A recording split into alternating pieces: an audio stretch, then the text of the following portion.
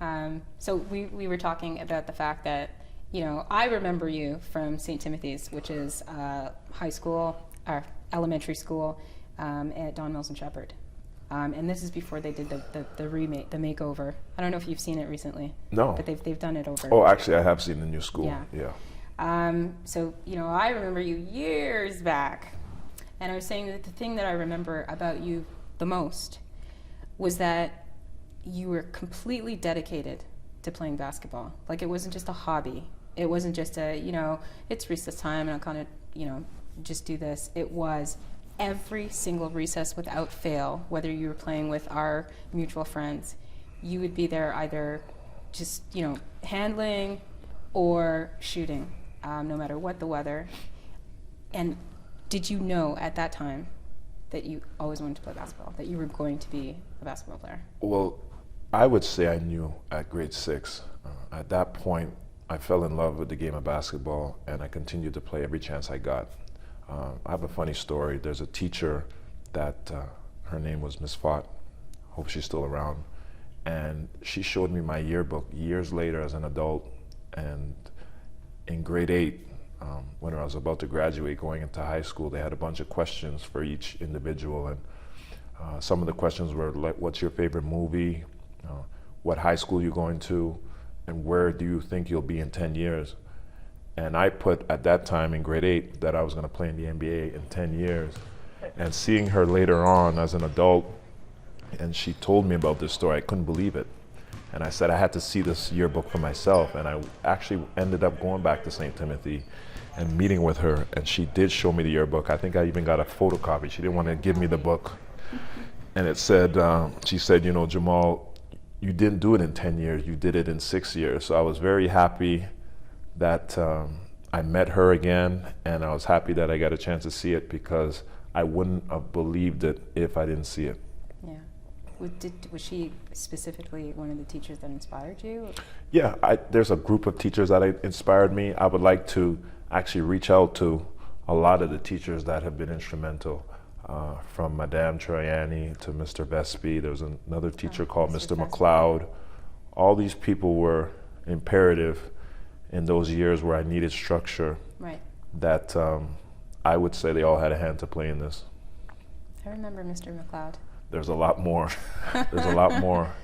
But those are the ones that come to mind first. Right. You've inspired a lot of kids. I would like to say that your acceptance into the NBA, coming from Toronto, spawned the enrollment of a lot of kids into the sport. What advice would you have for boys and girls alike? I would have to say, never give up and work hard. The first thing I do when I talk to young people, especially in this day and age, is that whatever you aspire to do, dedicate your life to it. It doesn't have to be basketball. It could be being a teacher, it could be being a doctor, it could be being a librarian, a police officer, whatever it is that you aspire to do. Just because I'm a basketball player doesn't mean what I'm telling you only applies to athletes or basketball players. There's no shortcut. If you know what you would like to accomplish, then you have to work hard, because if you don't, you're not giving yourself a chance at all to succeed. I just want to go back to St. Tim's for a second and talk about academically. In elementary school and high school, but I remember in elementary school, academically, were you top the line academically? Not at all. I didn't really get the academic part until my latter years in high school. From grade 1 to grade 8, didn't really know what I wanted to do or what I wanted to be. I just knew that I had to go to school each and every day. And it's not until I would probably say grade 11 when I had a real shot to go to college in the US is when it actually clicked. And it was almost too late. I found myself in grade 12 playing catch up, taking 10 courses a year. In the first semester, I took a full course load, which is 4 classes during the day, and had to go to night school at night. And second semester, I had to take another 4 classes, and take a correspondence class on top of that. So I ended up having to get 10 credits because I was fooling around prior to that. And on top of that, I also had to study for my SAT test and play basketball. So this is something I put onto myself where it was almost too late, but I got a grip and I just dedicated every ounce of energy I had to it.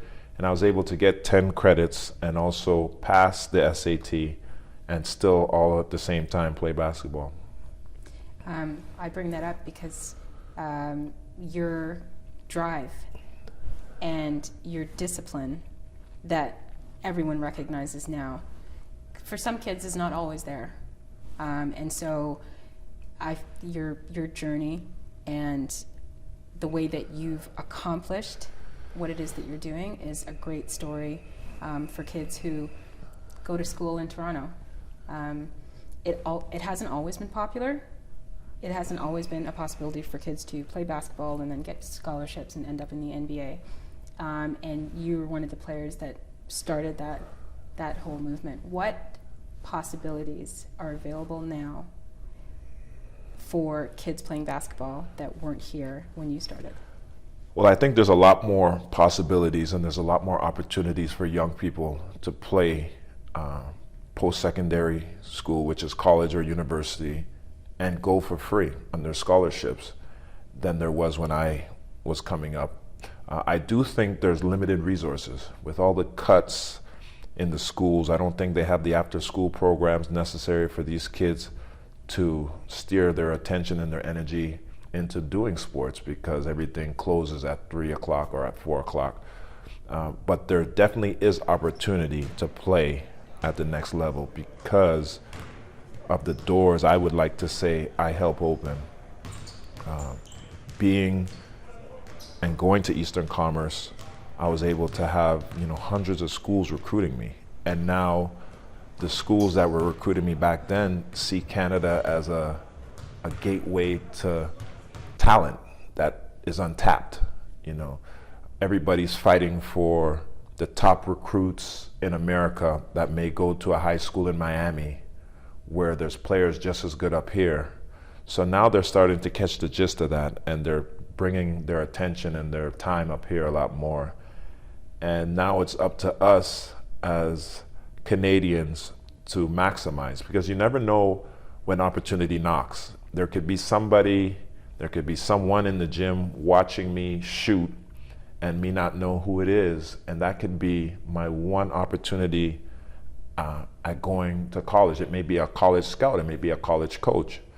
Just because he's not dressed in his alma mater's t-shirt doesn't mean that he isn't somebody. So you always have to prepare yourself to be ready when that opportunity comes, and that's the difficult part that young people understand in this day and age. You have a camp in the city. When did it start? How do kids get involved? And when they do, can they expect to see Jamaal come in and practice with them? Absolutely. I've had camps since the NBA started. Sorry. Of course.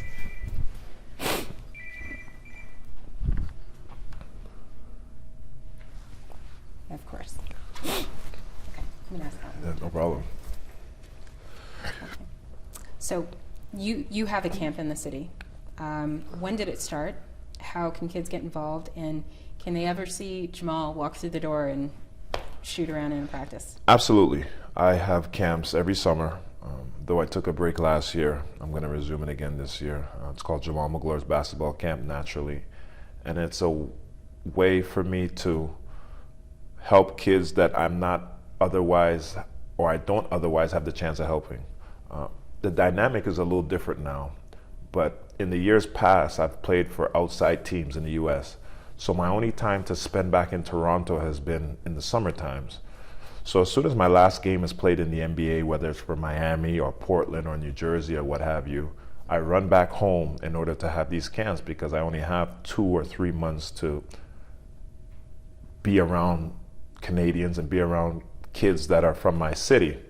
But now the dynamic's different. I'm here now, I'm here 12 months out of the year, and I'm looking forward to not only helping and teaching young people while I'm working, but to be ahead of the game and have a lot more camps